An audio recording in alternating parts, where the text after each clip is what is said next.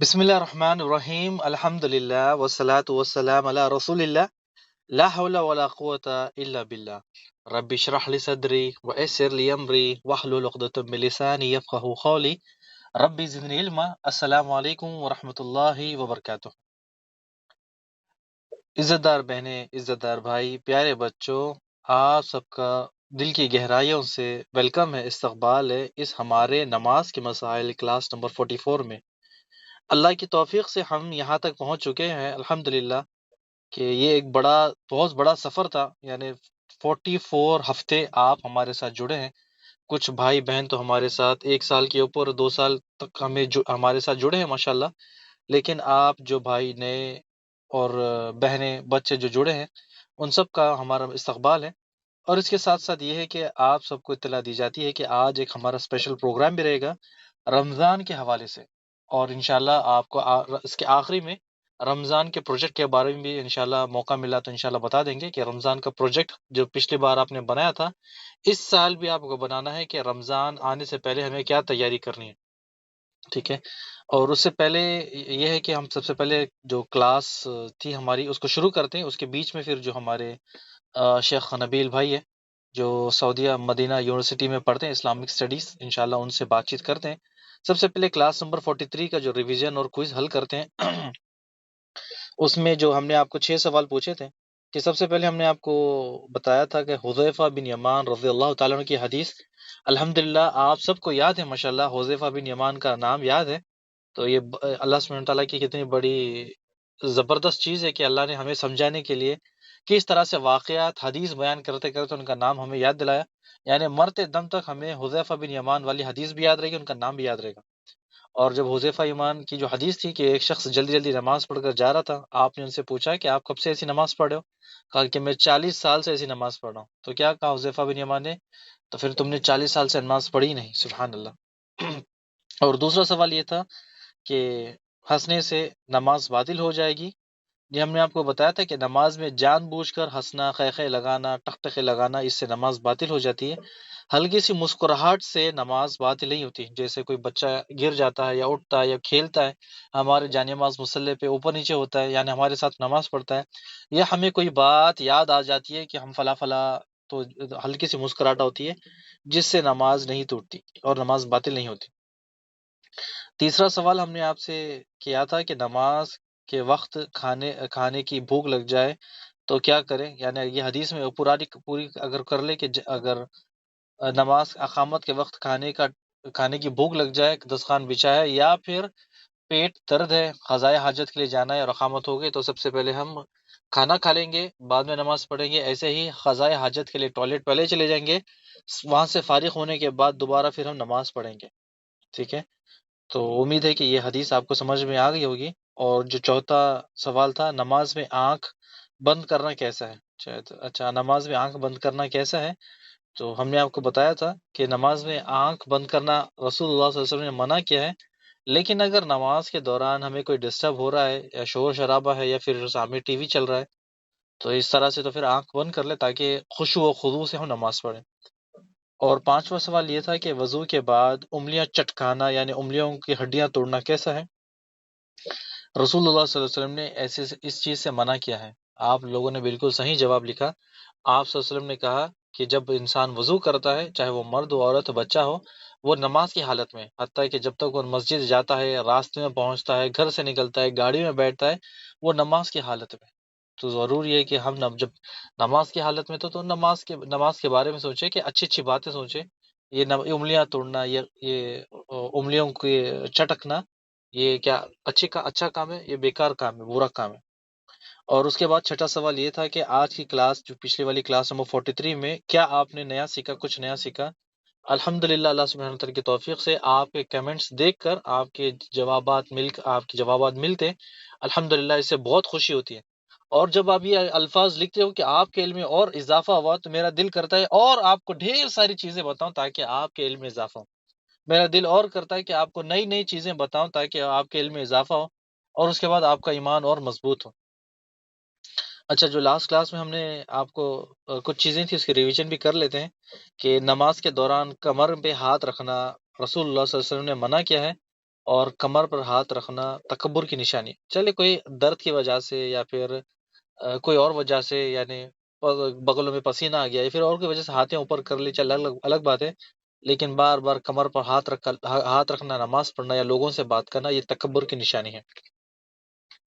پھر اس کے بعد یہ ہے کہ ہم نے یہ بھی آپ سے بتایا تھا کہ یہ قضائے حاجت کے لیے اور ٹوائلٹ کے لیے الحمدللہ آپ سب کو پتہ چل گیا، لیکن یہ ہے کہ اگر پھر بھی اگر بار بار آپ کو پیشاب پیخانے کا معاملات ہے، یعنی آپ کو پیشاب بار بار خطرے نکل جاتے ہیں یا پیشاب رکتا نہیں ہے، تو اس کا علاج کروائے۔ لیکن یہ ہے کہ علی رضی اللہ تعالیٰ عنہ کی ایک حدیث بھی ہے کہ علی رضی اللہ تعالیٰ عنہ کسی شخص سے، اب کسی ایک صحابہ سے بھیجا کہ رسول صلی اللہ علیہ وسلم کہ نماز کے دوران میرے پیشاب کے خطرے جاتے ہیں، یعنی پیشاب رکتا نہیں، تو اس کے لیے کیا ہے؟ آپ صلی اللہ علیہ وسلم نے فرمایا کہ جب تم وضو کرو، وضو کرنے کے ٹائم اپنی شرمگاہ پر چھینٹے مارو اور پھر نماز پڑھو، ٹھیک ہے؟ اور اگر ایسے ہی کنٹینیو ہمارے بار بار ایک انسان یا مرد عورت کو بیماری ہوتی ہے کہ بار بار پیشاب کے خطرے نکلتے رہتے، تو وہ آخری وقت میں نماز پڑھے، اور پھر یعنی آخری وقت میں مثال کے طور پہ کوئی نماز چل رہی ہے، عصر کی نماز یا ظہر کی نماز، تو تیسری چوتھی رکعت میں وہ جلدی جلدی وضو کرے اور وہیں پڑھے، اور اس کے بعد پھر بھی اس کی عادت یعنی بیماری جا نہیں رہی، تو پھر وہ ویسے ہی نماز پڑھے گا، ٹشو وشو اپنی شرمگاہ پر رکھ لے گا اور ایسے ہی نماز پڑھ لے گا، ٹھیک ہے؟ یہ ہمارے لیے ضروری ہے کہ ہم یہ چیزیں جانیں سمجھیں کہ ہر انسان کی باڈی ہر کسی کی الگ الگ ہوتی ہے، اور کسی بھائی یا بہن کو بیماری ہوتی ہے، تو یہ ان کے لیے یہ بہت زبردست آسان نقطہ ہے، تو آپ یہ استعمال کریں۔ اس کے ساتھ ساتھ یہ کہ آپ ہمیشہ یہ بیماری کے ساتھ نہیں، آپ اس کا علاج بھی کروائیں۔ اچھا، اب ہم نے یہ بھی آپ کو بتایا تھا کہ لاسٹ کلاس میں ہماری بات چل رہی تھی اور اس کے بعد ہم نے بات ختم کر دی، اگلی کلاس میں بات کریں گے کہ نماز کے دوران اوپر نیچے دیکھنا۔ نماز کے دوران ہم نے آپ کو یہ بتایا تھا کہ رسول اللہ صلی اللہ علیہ وسلم نے فرمایا کہ نماز میں اوپر نیچے دیکھنے سے منع بھی کیا ہے، اور نماز کے دوران اوپر نیچے نظریں گھمانے سے نماز باطل ہو جاتی۔ رسول اللہ صلی اللہ علیہ وسلم نے، ہم نے پہلے بھی آپ کو حدیث بتائی تھی کہ آپ کا فرمان کہ چاہے لڑکا ہو یا لڑکی ہو، بوڑھا ہو یا بچہ ہو، ہر کوئی نماز کے دوران نماز پڑھتے ہوئے چاہے اوپر دیکھے یا نیچے دیکھے، تو اللہ سبحانہ تعالیٰ فرماتا ہے ایسے شخص کہ ہم اس شخص کی نظریں، یعنی اس کی آنکھیں، اس کی بینائی کھینچ لیں گے، اچک لیں گے۔ یعنی اتنا سخت الفاظ ہے، اس سے پتہ چلتا ہے کہ کتنا بڑا گناہ ہے، یعنی کتنے ہمارے لوگ ہیں یعنی یہ حرکت پر چلتے رہتے ہیں، یعنی یہ حرکت شیطان کرواتا ہے اور ہم شیطان کے شکار بن جاتے ہیں۔ اور حتیٰ کہ یہ ہے کہ میں بھی کبھی جب نماز پڑھتا ہوں، نماز پڑھ کر جب میں پلٹ کے واپس جاتا ہوں کہ لوگ پیچھے سنتیں پڑھتے رہتے ہیں اور نماز کے دوران وہ رپورٹنگ لیتے رہتے ہیں کہ نماز کے دوران لیفٹ میں کون جا رہا ہے، رائٹ میں کون جا رہا ہے، اوپر دیکھتے ہیں، نیچے دیکھتے ہیں، یعنی ان کی نظر، یعنی اب ایک مسجد میں جب کم سے کم ایک یا دو یا تین بندے ایسے ہوتے ہیں جو نماز کے دوران نظریں اوپر نیچے کرتے ہیں۔ تو یہ ہم نے آپ کو بتایا کہ کتنا سخت وعید ہے، یعنی کتنا بڑا گناہ ہے کہ اللہ سبحانہ تعالیٰ فرماتا ہے کہ کوئی شخص اگر نماز میں اوپر نیچے دیکھتا ہے تو ہم اس کی بینائی لے لیں، یعنی اسے اندھا بنا دیں۔ علماء اکرام ایسے شخص کی نماز کو باطل کہہ دیتے ہیں جو بار بار نماز میں اوپر نیچے دیکھتا ہے، بار بار نماز میں اوپر نیچے دیکھتا ہے۔ اچھا، اس کے بعد یہ ہے کہ نماز میں ہاتھ اٹھا کر آسمان کی طرف دیکھ کر دعا کرنا، تو اس میں بھی رسول اللہ صلی اللہ علیہ وسلم نے ایک سے بھی ثابت ہے، لیکن یہ کہ وہ بار بار نہیں ہے۔ جنگ بدر میں آپ صلی اللہ علیہ وسلم دعا کرتے وقت ایک بار اوپر نظریں اٹھائی تھی، اور وہ دعا کر رہے تھے، نماز نہیں پڑھے تھے۔ کچھ لوگ اس سے استدلال لیتے ہیں کہ وہ بیان کرتے ہیں کہ آپ صلی اللہ علیہ وسلم نے نماز کے دوران اوپر کیا، نماز آپ صلی اللہ علیہ وسلم نے نماز کے دوران اوپر نیچے نہیں کیا، اور نہ دعا کرتے وقت اس طرح سے کیا۔ رسول اللہ صلی اللہ علیہ وسلم، جس طرح ہم نے آپ کو بتایا تھا کہ نماز کا وقت ہے، ہماری نماز کا وقت، ہماری نظریں کہاں ہونی چاہیے؟ سجدے کی جگہ۔ یعنی اگر آپ دیکھیں کہ آپ مثال کے طور پر آپ تراویح کی نماز پڑھ رہے ہو یا قیام اللیل پڑھ رہے ہو یا رات میں کوئی نماز پڑھے، آپ نے ایک ٹائم فکس کر لیا کہ 15 منٹ کی ایک رکعت ہوگی، تو 15 منٹ 15 منٹ 15 منٹ 15 منٹ کتنے ہو گئے؟ ایک گھنٹے کی، یعنی ایک گھنٹے میں آپ 4 رکعت پڑھنے والے ہو یا پھر آدھے گھنٹے میں، اس طرح سے آپ نے ٹائم سیٹ کر لیا۔ چلے ایک بار حرکت میں آپ نے نماز دیکھ لی، ٹھیک ہے، چلے کہ 15 منٹ ہو گئے، اس کے بعد ہم نے تلاوت روک دی اور رکوع سجدہ کر لیا، پھر اٹھ گئے، یعنی 20-25 منٹ یا جس طرح سے بھی آپ نے ٹائم سیٹ کر لیا۔ یعنی سورج گرہن کی نماز دیکھ لے، اگر 1 گھنٹہ 10 منٹ، 1 گھنٹہ 20 منٹ، 2 گھنٹے، تو آپ یعنی کوئی معمولی حرکات ہم نے بتایا تھا کہ یہ جائز ہے، یہ ٹھیک ہے، ٹائم دیکھنا یا پھر کوئی ایک حرکات، لیکن لگاتار حرکتیں کرنا یہ غلط ہے۔ ہم نے آپ کو بتایا تھا کہ اس سے نماز کا جو خشوع و خضوع ہے وہ ختم ہو جاتا ہے۔ جو نماز کے دوران خشوع اور خضوع ہے وہ نماز سے غائب ہو جاتا ہے، اس کے بعد پھر آپ دیکھ لیں کہ آپ کی نماز ہو رہی ہے یا نہیں ہو رہی ہے۔ یعنی نماز میں لگاتار ایسی حرکتیں کرنا جس میں نماز کا خضوع و خشوع ختم ہو جاتا ہے، یعنی جو روٹین تھی نماز کی، جو روٹین سے ہم باہر نکل جاتے ہیں، اور اس کے بعد پھر سوچ لیں کہ ہماری نماز ہوتی ہے نہیں ہوتی۔ اب ہمارے اوپر ہے کہ ہماری نماز ہو رہی ہے نہیں ہو رہی ہے، یہ ہم ابھی دیکھنا ہے۔ اور آپ یہ بھی دیکھ لیں کہ عائشہ رضی اللہ تعالیٰ عنہ کی ایک حدیث بھی ہے کہ رسول اللہ صلی اللہ علیہ وسلم فرماتے ہیں کہ شیطان بندے کی نماز چوری کر کر چلا جاتا ہے۔ امید ہے کہ آپ کو سمجھ میں آ گیا ہوگا کہ جب نماز میں بندہ یعنی انسان، مرد عورت بچہ لڑکا لڑکی بوڑھا، کوئی بھی نماز کے دوران اوپر نیچے دیکھتا ہے، شیطان اس کی نماز چوری کر لیتا ہے۔ اس کے بعد کلاس نمبر 44 ہے، وہ اس کو شروع کرتے ہیں، ایک نیا پوائنٹ لیتے ہیں، اس کے بعد انشاءاللہ آگے بڑھتے ہیں کہ نماز میں منہ ڈھانپنا منع ہے، چاہے وہ مرد ہو یا عورت ہو۔ ٹھیک ہے، امید ہے کہ آپ کو یہ پچھلے بار بھی ہم نے بتایا تھا، لیکن اس پہ تھوڑی سی تفصیل سے بات کرتے ہیں۔ چاہے وہ مرد ہو یا عورت ہو، تو اس کے لیے منہ پر دوپٹہ باندھنا، یعنی منہ پر اس کا سکارف پہن لینا یا منہ ڈھانپنا، یہ بالکل منع ہے۔ سب سے پہلے ہم عورت کے بارے میں لیتے ہیں، عورت کے بارے میں کہ اگر عورت نماز پڑھ رہی ہے اور اس کے سامنے سے غیر محرم لوگ آ رہے ہیں جا رہے ہیں، اگر مثال کے طور پہ لے لیں مکہ میں ہم حرم میں ہیں اور حرم میں ہم نماز پڑھے ہیں کعبے کے سامنے اور مرد آ رہے جا رہے، تو آپ کو اپنا منہ ڈھانپنا ہے اور ویسے ہی نماز پڑھنی ہے۔ یعنی جو جگہ آپ نماز ادا کر رہے ہو، یعنی چاہے آپ مسجد میں ہو یا گھر پر ہو یا پھر مکہ مدینہ میں ہو، کہیں پر بھی ہو، ایسے لوگ غیر محرم لوگ جو آپ کے سامنے سے آ رہے ہیں اور جا رہے ہو، تو آپ کو اپنا منہ ڈھانپنا ہے۔ ٹھیک ہے، اور یہ بھی دیکھیں کہ تاکہ غیر محرم لوگ آپ کا چہرہ نہ دیکھیں۔ اور اگر آپ دیکھا جائے تو آپ اما عائشہ رضی اللہ تعالیٰ عنہ کی وہ حدیث میں آپ کو بتاتا ہوں کہ جو عائشہ رضی اللہ تعالیٰ عنہ کعبے کے لیے، جو عمرے کے لیے جاتے ہیں، حج کے لیے، جس طرح سے بھی وہ جاتے ہیں، تو ایسی ٹوپی استعمال کرتے جسے چلنے کے لیے بھی آسانی ہوتی تھی، منہ ڈھپنے کے لیے بھی آسانی ہوتی تھی، یعنی ایک چھوٹی امبریلا ٹائپ، ایک چھتری ٹائپ ہوتی تھی، یعنی اس سے چہرہ بھی کھلا رہتا تھا، یعنی اوڑھنی بالکل سامنے، دوپٹہ بالکل سامنے رہتا، اور وہ طواف بھی کر لیتی، غیر محرم لوگ سے کہ چہرہ بھی ڈھانپ لیتی۔ اور ایک جگہ آتا ہے کہ جب اگر غیر محرم لوگ جاتے تو پردہ نیچے کر لیتی، ڈھانپ لیتی، پھر اس کے بعد جب آگے بڑھتی تو پھر چہرہ اٹھا لیتی۔ یعنی یہ جب ہم طواف کرتے ہیں یا پھر نماز پڑھ رہے ہیں، تو یہ سب چیز کہاں دیکھا جائے گا؟ یعنی ہمارا ایمان کا لیول ہوگا کہ ہم اللہ سبحانہ تعالیٰ کے احکام پر کتنے عمل کرتے ہیں، یعنی اللہ سبحانہ تعالیٰ کی حدود ہم پامال کرتے ہیں، اللہ کی حدود میں رہ کر ہم یہ کام کرتے ہیں۔ یہ سب جو ہے نا ہمارا ایمان کا لیول ہے۔ اگر ہمارا ایمان کا لیول ٹھیک ٹھاک ہے، بہت اچھا ہے، بہت زیادہ ہے، تو پھر ہم ہر چیز کا پردہ کریں گے، چاہے وہ غیر محرم ہو یا کسی اور سے بھی پردہ کرنا ہو، ہم پردہ کریں گے، چاہے کوئی بھی حالت ہو، چاہے گھر میں ہو یا مسجد میں ہو، باہر ہو یا مجلس میں ہو، چاہے دعوت میں ہو یا شادی میں ہو یا پارٹی میں ہو، کہیں پر بھی ہو، ہمیں ڈر خوف ہوگا اللہ سبحانہ تعالیٰ کا، تو پھر اللہ سبحانہ تعالیٰ کی ہم حدود کو پامال نہیں کریں گے، یعنی اللہ کی جو حد ہے اس کو ہم کراس نہیں کریں گے۔ اچھا، اب آگے چلتے ہیں کہ جو مسئلہ ہم پڑھ رہے تھے کہ نماز میں منہ ڈھانپنا، اس حدیث سے امید ہے کہ آپ کو سمجھ میں آ گیا ہوگا کہ کس طرح سے نماز پڑھنا ہے، چاہے وہ عورتوں کے لیے ہو مردوں کے لیے ہو۔ اور اس کے ساتھ ساتھ یہ بھی ہے کہ میں ایک چیز آپ کے سامنے شیئر کرتا ہوں کہ اسی حدیث میں ایک ملتے جلتے، اس حدیث میں دو الفاظ ہیں کہ میں وضاحت کر دیتا ہوں کہ نماز کے دوران جو کپڑے کے دونوں کنارے ہیں، یعنی آپ کے کنارے جو کپڑے لٹک رہے ہیں زمین کی طرف نہ ہو، اسے صدل کہتے ہیں، یعنی یہ کرنا بھی منع ہے۔ یعنی کاندھے پر کپڑے ہم نے رکھ دیے اور اس کے بعد دونوں کاندھوں کے جو کپڑے کونیاں وہ زمین کی طرف ہے، اگر رومال چھوٹا سا ہے جو سر پہ باندھتے وہ الگ بات ہے، لیکن چادر جیسے لمبے ہے اور اس کے جو کونے ہیں سیرے جو زمین کی طرف جا رہے ہیں، تو رسول اللہ صلی اللہ علیہ وسلم نے اس چیز سے منع کیا ہے۔ ٹھیک ہے، اس چیز سے منع ہے۔ اگر کپڑا چھوٹا ہے تو کوئی حرج نہیں ہے، لیکن حدیث میں کیا ہے کہ چادر کا ذکر ہے، اگر چادر کندھوں پر ڈلی ہے اور ایسا لگتا ہے، یعنی ایسا ہوتا ہے کہ اس کے دونوں کونے زمین کی طرف ہے، تو پھر ایسی چادر ڈالنا کاندھوں پر نماز کے دوران منع ہے۔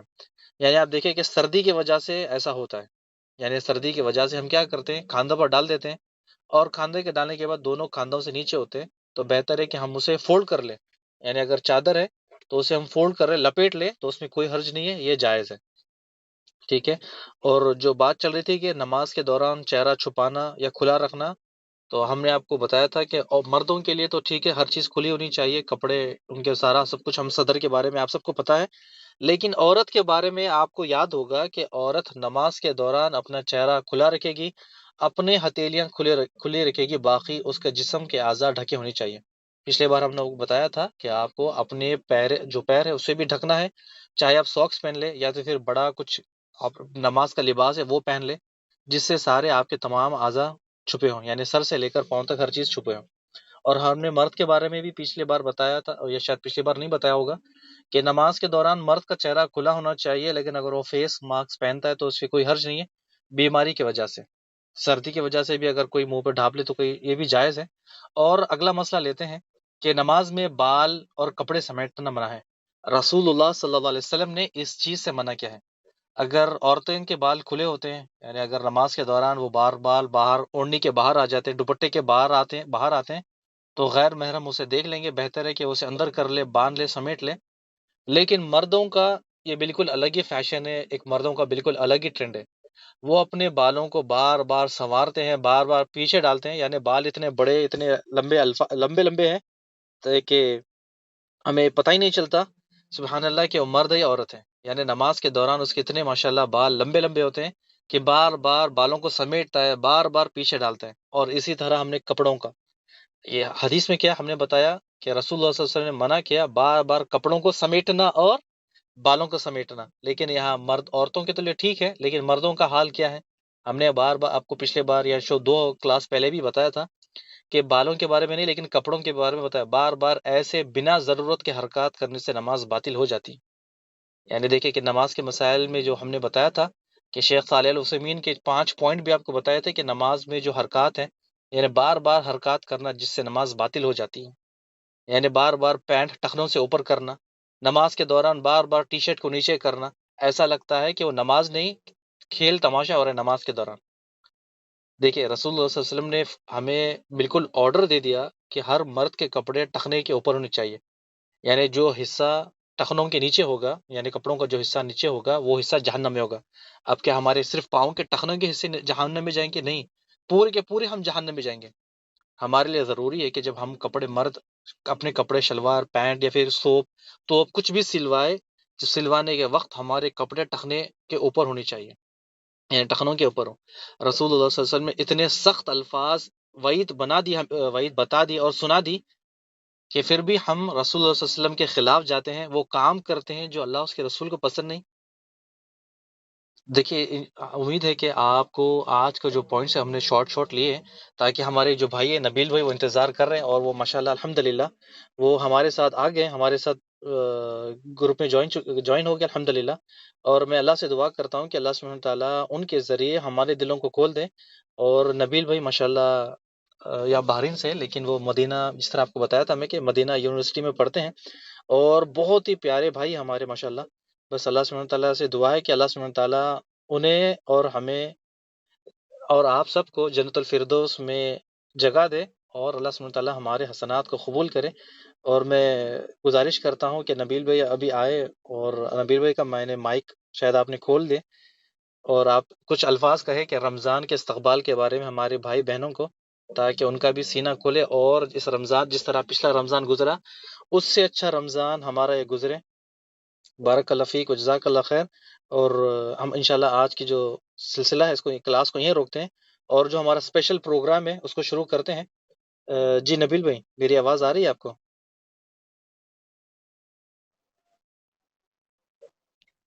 وعلیکم السلام ورحمۃ اللہ وبرکاتہ۔ بارک اللہ فیک۔ نبیل بھائی کیسے ہو آپ؟ خیریت سے ہو؟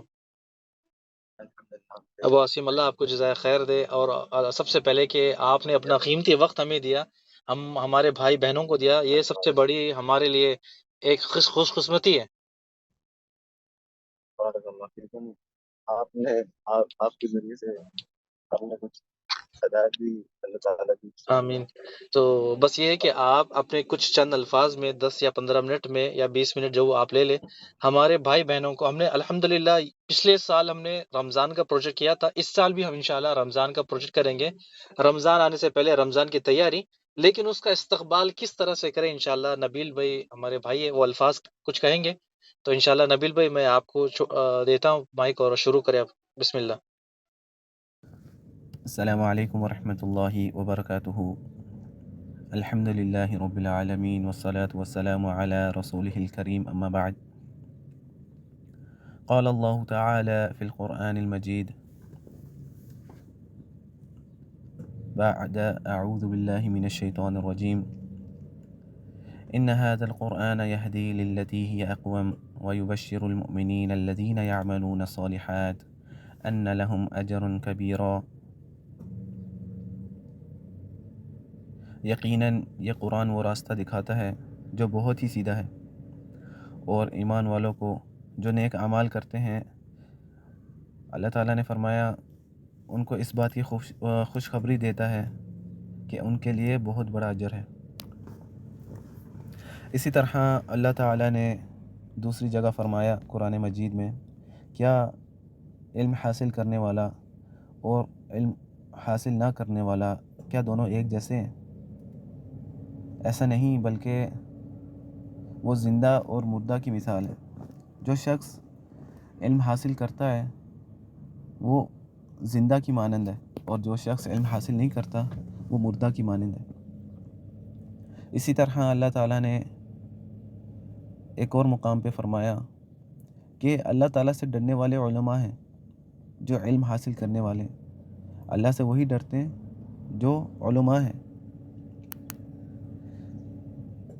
اور جو موضوع ہے ہمارا رمضان المبارک، اس کے حوالے سے ایک آیت اللہ تعالیٰ نے فرمائی۔ اللہ تعالیٰ قرآن مجید میں فرماتا ہے: یا ایھا الذین آمنوا کتب علیکم الصیام کما کتب علی الذین من قبلکم لعلکم تتقون۔ اے ایمان والو، تم پر روزے فرض کیے گئے جس طرح تم سے پہلے لوگوں پر فرض کیے گئے تھے تاکہ تم تقوی اختیار کرو۔ یہ چند آیات آپ کے سامنے رکھی ہیں، اس کی انشاءاللہ میں وضاحت کروں گا، اور کچھ آیت اس میں سے اس راستے کے حوالے سے ہیں جس پر آپ چل رہے ہیں۔ اللہ تعالیٰ کی کیا بشارتیں ہیں، ہمیں اس علم کو سیکھنے سے کیا حاصل ہوگا، ہم یہ علم کیوں سیکھ رہے ہیں، اور رمضان کے ہمارے اوپر اس آیت کے اندر اللہ تعالیٰ نے وہ کون سی چیز بیان فرمائی ہے جو اللہ تعالیٰ کو ہمارے سے مقصود ہے، جو اللہ تعالیٰ رمضان کے مہینے میں چاہتا ہے ہم سے۔ سب سے پہلے میں معذرت خواہ ہوں کہ میں سفر میں تھا اور فیاض بھائی نے مجھے درس کا کہا، میری تیاری نہیں تھی، اس قدر میں تیاری نہیں کر سکا جس قدر مجھے کرنی چاہیے تھی، اور میں سمجھتا ہوں کہ میں وہ حق ادا نہیں کر سکوں گا جو اس کا حق ادا کرنا چاہیے۔ اور دوسری بات کہ میرا نیٹ بند ہو گیا، جس کی وجہ سے یہ مسئلہ بھی پیش آیا۔ اللہ تعالیٰ فیاض بھائی کو جزائے خیر عطا فرمائے، ان کے درجات بلند فرمائے۔ اللہ تعالیٰ ہم سب کو اس پر استقامت عطا فرمائے۔ بے شک یہ خیر کا رستہ ہے، خیر کا کام ہے جو وہ کر رہے ہیں۔ اللہ تعالیٰ کے ہی ہاں اس چیز کا اجر ہے۔ ہم ان کے شکر گزار ہیں کہ وہ ہمیں اپنے وقت میں سے وقت نکال کر ہمیں اللہ اور اس کے رسول کی تعلیمات سکھاتے ہیں، اور ہمیں اس راستے کی دعوت دے رہے ہیں جو کہ رسول اللہ صلی اللہ علیہ وسلم کا رستہ ہے۔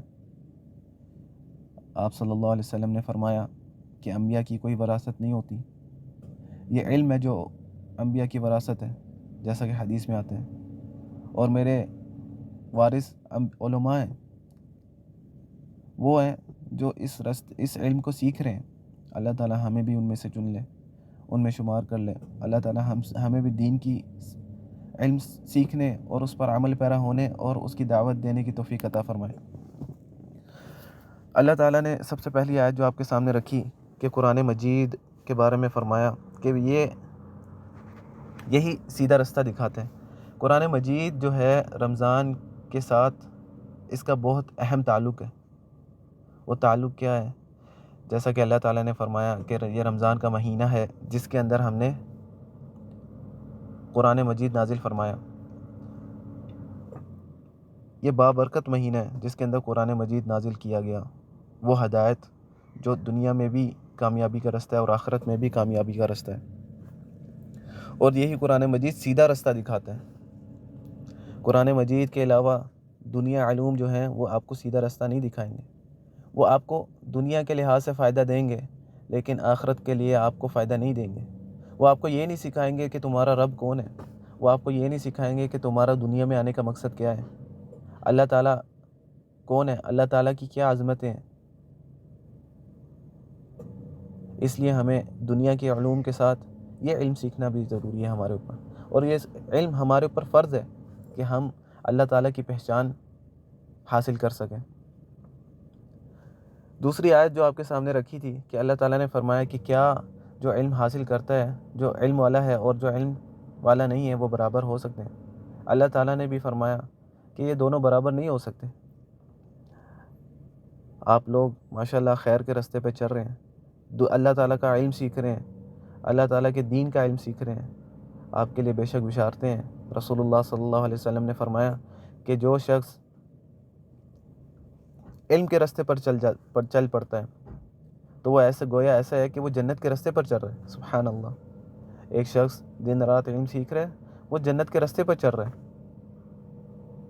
اور اسی طرح اس کی بہت سی فضیلتیں ہیں.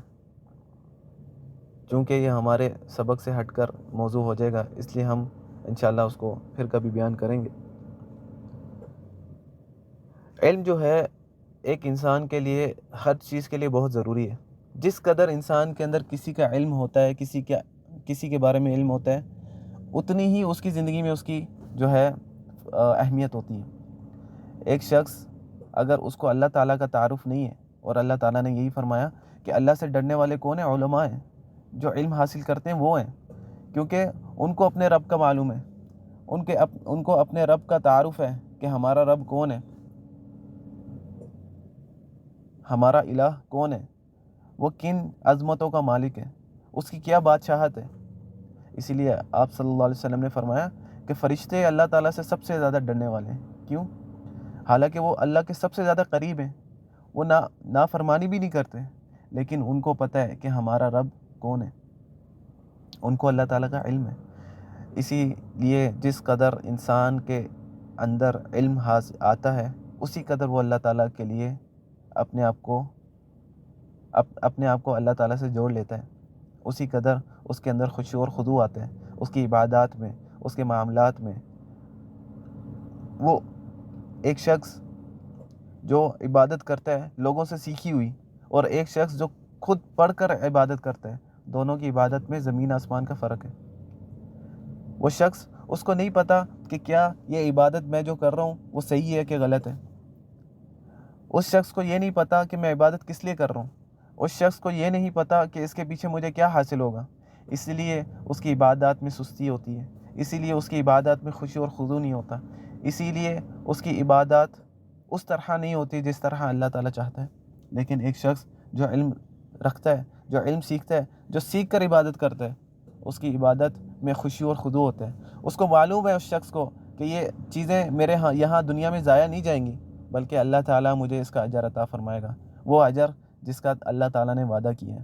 اور سب سے بڑی چیز کہ میں قیامت والے دن جنت میں جانے کے بعد اللہ تعالیٰ کا دیدار کروں گا. اللہ تعالیٰ ہم سب کو اس کے اندر شمار کریں, ان میں شمار کرے, آمین. اسی طرح رمضان کے حوالے سے جو میں نے آیت رکھی تھی, اللہ تعالیٰ نے فرمایا کتب علیکم الصیام کما کتب علی الذین من قبلکم لعلکم تتقون. اے ایمان والو, تم پر روزے فرض کیے گئے جس طرح تم سے پہلے لوگوں پر فرض کیے گئے تھے, تاکہ تم تقوی اختیار کرو. یہ ہمارے روزے کا مقصد ہے. وہ کیا ہے؟ تقوی. تقوی کیا ہے؟ اس کے بارے میں علماء نے کافی ڈیفینیشن بیان کی ہے. اس میں سے جو جامع وہ یہ ہے کہ ہر وہ چیز کرنا جس کا اللہ تعالیٰ نے حکم دیا ہے, اور ہر اس چیز سے بچنا جس کا اللہ تعالیٰ نے جس سے اللہ تعالیٰ نے منع فرمایا. یہ تقوی ہے. ایک انسان, یہ شعبان کا مہینہ ہے, اس میں ہمیں آپ صلی اللہ علیہ وسلم کی احادیث میں ملتا ہے کہ کثرت سے آپ صلی اللہ علیہ وسلم روزہ رکھتے, اور ترغیب دی کیونکہ رمضان کے روزوں کی تیاری ہو سکے. ایک انسان, یہ وہ مہینہ ہے جس کے اندر ہم نے اب تیاری کرنی ہے رمضان کی. صحابہ کرام کے بارے میں آتا ہے، سلف صالحین کے بارے میں، کہ وہ 6 مہینے پہلے سے دعائیں کرنا شروع کر دیتے ہیں، اللہم بلغنا رمضان، اللہم بلغنا رمضان، اے اللہ ہمیں رمضان کا مہینہ عطا فرما، اے اللہ ہمیں رمضان کا مہینہ عطا فرما، ہمیں رمضان کے مہینے تک پہنچا دے۔ کیوں؟ کیونکہ ان کو معلوم تھا کہ اس کے اندر کیا خیر و برکت ہے اللہ تعالیٰ نے اس مہینے میں رکھی ہے۔ حدیث میں آتا ہے، رسول اللہ صلی اللہ علیہ وسلم نے فرمایا، جیسا کہ حدیث کا مفہوم ہے، کہ جب رمضان کا مہینہ آتا ہے، جہنم کے دروازے بند کر دیے جاتے ہیں، جنت کے دروازے کھول دیے جاتے ہیں، اور اللہ تعالیٰ اپنے فضل کی بارش نازل فرماتے ہیں، اور شیاطین کو جکر لیا جاتا ہے، اور فرمایا، قسم اس ذات کی جس کے ہاتھ میں میری جان ہے، اللہ تعالیٰ کو روزے دار کی منہ کی بو مشک کی خوشبو سے زیادہ افضل ہے، اس کو پسند ہے۔ اللہ اکبر۔ تو سوچیں، یہ فضیلتیں، یہ برکتیں، اس کی فضیلت کا ہمیں اگر اندازہ لگانا ہے تو ایک حدیث سامنے رکھتا ہوں، وہ نوافل روزوں کے حوالے سے۔ ایک صحابی عبداللہ بن عمر رضی اللہ عنہ، شباب صحابہ میں سے تھے، انہوں نے قسم کھائی کہ اللہ کی قسم میں ہر روز روزہ رکھوں گا، اللہ کی قسم میں ہر روز رات کو قیام کروں گا، کبھی ناغہ نہیں کروں گا۔ یہ بات آپ صلی اللہ علیہ وسلم کو بتائی گئی، تو آپ صلی اللہ علیہ وسلم نے پوچھا کہ کیا عبداللہ بن عمر تم نے ایسی بات کہی ہے؟ فرمایا، جی بے شک میں نے ایسی بات کی ہے، آپ میرے امی اور ابو سے بھی پوچھ سکتے ہیں۔ آپ صلی اللہ علیہ وسلم نے فرمایا کہ تم اس کی استطاعت نہیں رکھتے ہو سکتا ہے کہ 5-10 سال جب تک تمہاری جوانی ہے تم کر سکو، لیکن اس کے بعد تم اس کی استطاعت نہیں رکھ سکو گے۔ پھر آپ صلی اللہ علیہ وسلم نے ان کی تربیت کی، ان کو بتایا۔ حدیث طویل ہے، اس میں بتانے کا مقصد کیا ہے کہ وہ صحابہ کرام جو جوانی کی عمر میں ہے، کس قدر ان کا ایم کیا تھا۔ ان کا ایم یہ تھا کہ ہمیں اللہ تعالیٰ کو کسی طرح راضی کرنا ہے۔ کس قدر حرص تھی ان کے اندر عبادات کی، پوری انہوں نے قسم کیا کھائی، پورا ہمیشہ روزہ رکھوں گا، کبھی ناغہ نہیں کروں گا، ہمیشہ رات کو قیام کروں گا، کبھی سوں گا نہیں۔ یہ فہم ان کو کس قدر اللہ تعالیٰ کا، کہ ان کو پتہ ہے کہ ہمیں اللہ تعالیٰ سے جا کر ملاقات کرنی ہے۔ ہمارا رب کون ہے جس نے اتنی نعمتیں نوازی ہیں کہ ہم اس کا حق ادا نہیں کر سکتے، جتنی مرضی عبادت کر لیں۔ اور آج ہمارا ایم کیا ہوتا ہے؟ آج ہم سوچتے ہیں کہ ہمیں دنیا کا یہ عہدہ چاہیے، ہمیں دنیا میں اتنا مال چاہیے، ہمیں دنیا میں یہ پوزیشن حاصل کرنی ہے۔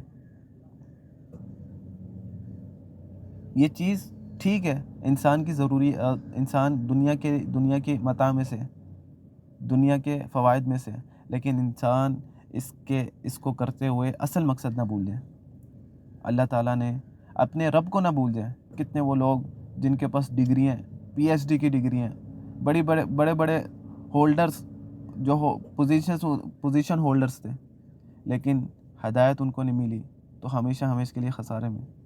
بے شک وہ شخص جس کے پاس یہ سارا کچھ ہے لیکن اس کے پاس ہدایت نہیں ہے اللہ تعالیٰ کی طرف سے، اور رسول اللہ صلی اللہ علیہ وسلم کا فرمان ہے کہ اللہ تعالیٰ جس سے خیر چاہتا ہے اس کو یہ دنیا کا متاع نہیں عطا کرتا، اس کو دنیا کی دولت، اس کو دنیا کی کوئی عہدے، اس کو دنیا کی کوئی چیز عطا نہیں کرتا، بلکہ اس کو دین کا فہم عطا کرتا ہے۔ یہ وہ ہدایت ہے کہ جس کو مل گئی دنیا میں، اگر اس کے پاس کچھ بھی نہیں ہے، اس کا کوئی سننے والا نہیں ہے، اس کی سفارش تک قبول نہیں ہوتی، لیکن یہ وہ شخص جس کو ہدایت مل گئی، کچھ بھی نہیں دنیا میں، لیکن آخرت میں اس کے لیے بڑا کچھ ہے۔ آخرت میں اللہ تعالیٰ کے ہاں اس کے جو مقامات ہیں، اللہ اکبر۔ اللہ تعالیٰ ہمیں ہدایت دے۔ اسی لیے رسول اللہ صلی اللہ علیہ وسلم کثرت سے سجدے میں دعائیں کیا کرتے تھے، یا مقلب القلوب ثبت قلبی علی دینک، یا مقلب القلوب ثبت قلبی علی دینک، اے اللہ، اے دلوں کو پھیرنے والے، میرا دل اپنے دین کی طرف پھیر دیں۔ یہ رسول اللہ صلی اللہ علیہ وسلم یہ کثرت سے دعائیں کر رہے ہیں، تو سوچیں کس قدر ان کو خطرہ تھا اس چیز کا۔ آج میں اور آپ کس قدر ہمیں ضرورت ہے یہ دعا کرنے کی۔ تو یہ شعبان کا مہینہ تیاری کا مہینہ ہے، رمضان کی تیاری کا مہینہ ہے، ہمیں اس کے اندر تیاری کرنی ہے۔ اور ایک اور حدیث ہم لے کر چلیں نوافل روزے کے حوالے سے۔ کیا فرمایا کہ جو شخص مخلص ہو کر اللہ تعالیٰ کے لیے ایک دن کا روزہ رکھتا ہے، اللہ تعالیٰ کیا اس کا اجر کیا ہے کہ اللہ تعالیٰ اس کو 70,000 سال جہنم سے دور کر دیتا ہے. سبحان اللہ، 70,000 سال، یہ صرف ایک روزے کا اجر، وہ بھی نوافل. تو سوچیں فرض روزوں کی کیا اہمیت ہے، کیا انعامات ہوں گے ہم اللہ تعالیٰ کے ہاں اس کے. اللہ تعالیٰ ہمیں صحیح معنوں میں عمل پیرا ہونے کی توفیق عطا فرمائے، اور اللہ تعالیٰ ہمیں یہ انعامات حاصل کرنے کی توفیق عطا فرمائے. آج رمضان، یہ شعبان کا مہینہ، ہمیں اپنی اصلاح کرنی ہے، اپنے آپ کو تیار کرنا ہے اس کے لیے. اللہ تعالیٰ نے مقصد فرما دیا کہ اس کے پیچھے مقصد کیا ہے کہ تاکہ تم تقوی اختیار کر سکو. آج ہمیں اپنے آپ کو چیک کرنا ہے کہ کیا واقعی وہ تقوی میں رمضان کا یہ مقصد پورا کر سکتا ہوں کہ نہیں کر سکتا رمضان سے پہلے، رمضان کے اندر. آج دیکھنا ہے کیا میری نمازیں ایسی ہیں جو اس مقصد کو پورا کر سکیں. آج کیا ہمارے اعمال ایسے ہیں جو اس روزے کے مقصد کو پورا کر سکیں. کیا آج ہم گناہ میں تو نہیں ہیں تاکہ ہم یہ مقصد فوت نہ ہو جائے. آج ہم نے ہر ایک چیز کو چیک کرنا ہے تاکہ رمضان سے پہلے وہ ساری چیزوں کو ختم کرنا ہے جو اس مقصد کو فوت کر سکتی ہیں. ایک انسان رمضان کا روزہ تو رکھے لیکن نمازوں کے لیے وہ نہ اٹھے، نمازیں وہ نہ پڑھے، غیبت چغلی وہ کرے، جھوٹ بولنا وہ نہ چھوڑے، گناہ کرنا وہ نہ چھوڑے، پورا دن موبائل کے اوپر بیٹھا رہے. یہ مقصد نہیں ہے رمضان کا. رمضان کے روزوں کا مقصد کیا ہے؟ لعلکم تتقون، تاکہ تم تقوی اختیار کر سکو. ہم نے ہر اس چیز کی تربیت کرنی ہے جو ہمیں اس مقصد سے روکنے والی ہے. ہر اس چیز کو چھوڑنا ہے اس شعبان کے مہینے میں کہ رمضان کا مہینہ آئے، ہمارا یہ رمضان کا مہینہ اس طرح نہ گزرے جو پہلے گزر چکا ہے، اس سے بہتر گزرے. آج ہمیں اس کی تیاری کرنی ہے. آپ صلی اللہ علیہ وسلم فرمایا الصیام جنہ، سیام جو ہے، روزہ جو ہے ڈھال ہے. اور سوچیں کہ وہ کیا مقام آپ صلی اللہ علیہ وسلم نے فرمایا کہ روزہ دار کے لیے 2 خوشخبری ہیں. جب وہ افطاری کرتا ہے تو خوشی محسوس کرتا ہے، اور دوسری خوشی جب وہ اللہ کے ہاں اس روزے کا اجر پائے گا تو خوش ہوگا. سبحان اللہ، کیا خوشی ہوگی اس وقت. اللہ تعالیٰ کون ہے؟ عطا کرنے والا کون ہے؟ وہ بادشاہوں کا بادشاہ ہے جس کے خزانوں میں کمی نہیں ہے. کس قدر اس کے انعامات ہوں گے اس وقت. کیا فرمایا؟ بندہ خوش ہو جائے گا. سبحان اللہ، اس ایک روزے کا اجر کتنا ہوگا اللہ کے ہاں. سوچیں وہ وقت جب انسان ایک نیکی کو ترسے گا. وہ انسان جس نے لوگوں کے اوپر ظلم کیے ہوں گے، لوگوں کا حق مارا ہوگا. آج ہمیں پتہ نہیں کتنے لوگوں کا ہم نے حق مارا ہے، ہمیں نہیں پتہ. کتنے لوگوں کے ساتھ ہم نے زیادتی کی ہوگی، ہمیں نہیں پتہ. جب وہ قیامت والے دن آئیں گے اور کہیں گے یا اللہ اس نے میرا یہ کیا، اس نے میرا یہ نقصان کیا، اس نے میرا یہ نقصان کیا. سوچیں اس ایک روزے کی وجہ سے علماء لکھتے ہیں کہ اس ایک روزے کا اللہ تعالیٰ اجر اتنا بڑھا دے گا کہ وہ ان کی ساروں کی شکایتیں دور ہو جائیں گی. یہ صرف ایک روزے سے ان کے تمام لوگوں کی شکایتوں کو دور کر دے گا. فرمایا جنہ ہے یہ روزے کا اجر، یہ صرف ایک روزے کا اجر کہ اللہ تعالیٰ ہو سکتا ہے اللہ تعالیٰ کے خزانوں میں کمی نہیں ہے. اللہ تعالیٰ اس ایک روزے کی وجہ سے سارے گناہوں کو معاف فرما دے اللہ کے شرک کے. تو سوچیں اللہ کے ہاں کس قدر، کیا فرمایا یہ روزہ میرے لیے اور میں ہی اس کا اجر دوں گا. تو سوچیں اس رب نے جب اجر دینا ہے تو ہمیں کس قدر اس کا اہتمام کرنے کی ضرورت ہے کہ ہم خوشی اس وقت افسوس نہ کریں کہ ہائے ہمارے روزے ضائع ہو گئے، ہائے ہم نے وہ مقصد پورا نہیں کیا دنیا میں. روزے تو ہم نے سارے رکھے تھے لیکن کچھ بھی حاصل نہ کر سکے. اس شخص کی طرح جس نے پورا مہینہ مزدوری کی اور اس کو آخر میں کہا جائے کہ تمہیں 30 دن کی کوئی تنخواہ نہیں ملے گی، تو اس شخص کے اوپر کیا بیتتی ہے. وہ چھوٹا نقصان ہے دنیا کا، وہ اگلا مہینہ کام کر کے پھر کما سکتا ہے. لیکن سوچیں قیامت والے دن جب کہا جائے کہ تم نے 30 روزے رکھے تمہیں کچھ اجر نہیں ملے گا، تو کیا افسوس ہے. اس افسوس کے علاوہ کیا کر سکتے ہیں انسان، واپس دنیا میں بھی نہیں آ سکتا. تو ہمیں اس وقت رمضان کو جو اصل مقصد ہے اس کے مطابق روزے رکھنے کی اللہ تعالیٰ ہمیں توفیق عطا فرمائے. ہمیں بار بار اپنے آپ کو چیک کرنا ہے کہ کیا ہم اس رمضان کے روزے کے لیے قابل ہیں کہ نہیں. اگر نہیں ہے تو ہمیں اب اپنی تیاری پکڑنی ہے. ہمیں دوسرے کاموں کو پینڈنگ کر کے اس کے اوپر محنت کرنے کی ضرورت ہے. اور قرآن مجید آپ صلی اللہ علیہ وسلم ہر رمضان پورا قرآن مجید کو دہراتے تھے جبریل علیہ السلام کے ساتھ. تو سوچیں کہ کس قدر اس کی اہمیت ہے. یہ رمضان قرآن مجید کا مہینہ ہے. کثرت سے ہمیں رمضان میں قرآن مجید کو پڑھنا ہے, کثرت سے قرآن مجید کو پڑھنا ہے. ایک روٹین آپ کے سامنے رکھنا چاہتا ہوں کہ یہ کم سے کم روٹین ہے, یعنی کم سے کم یہ چیز ہے. آپ ماشاءاللہ اس سے امید آپ اس سے زیادہ کرنے والے ہیں, لیکن وہ روٹین کیا ہے کہ ہمیں الگ سے ٹائم نہ نکالنا پڑے. ہماری مصروفیات بھی ہوتی ہیں, سب کچھ ہوتا ہے, لیکن ہم اس روٹین پر چل پڑیں تو انشاءاللہ اللہ تعالیٰ اس کو قبول فرمائے. وہ کیا ہے کہ رمضان کا مہینہ محنت کرنے کا مہینہ ہے. اس میں ہمیں ایک مہینے میں محنت کرنی ہے, اپنے گناہوں کو بخشوانا ہے. سب سے پہلے بندہ اپنا اس رمضان کے مہینے کا شیڈیول طے کرے, لکھ لے کہ میں نے صبح اتنے بجے اٹھنا ہے, افطاری سحری سے پہلے میں نے 2 نوافل پڑھنے ہیں, جتنی اللہ تعالیٰ کی استطاعت, جتنی اللہ تعالیٰ کی توفیق ہے میں نے یہ پڑھنے ہیں. اس کے اندر میں نے قرآن پڑھنا ہے. اچھا, قرآن کے کتنے پیج پڑھنے ہیں؟ 2 3 4 پیج پڑھنے ہیں میں نے. اس کے بعد فجر کا ٹائم آ جائے گا, سحری کی, فجر پڑھی, اس کے بعد میں نے نماز کے بعد کے اذکار کیے, میں نے صبح کے اذکار کیے. اس کے بعد تب تک نہیں اٹھنا جب تک کہ میں یہ چند کام نہیں کر لوں گا. وہ کیا؟ نماز کے بعد کے اذکار کروں گا, اس کے بعد صبح کے اذکار میں نے کیے, اس کے بعد میں نے قرآن مجید کے 4 پیج میں نے پڑھنے. 4 پیج پڑھے بغیر میں نے نہیں اٹھنا.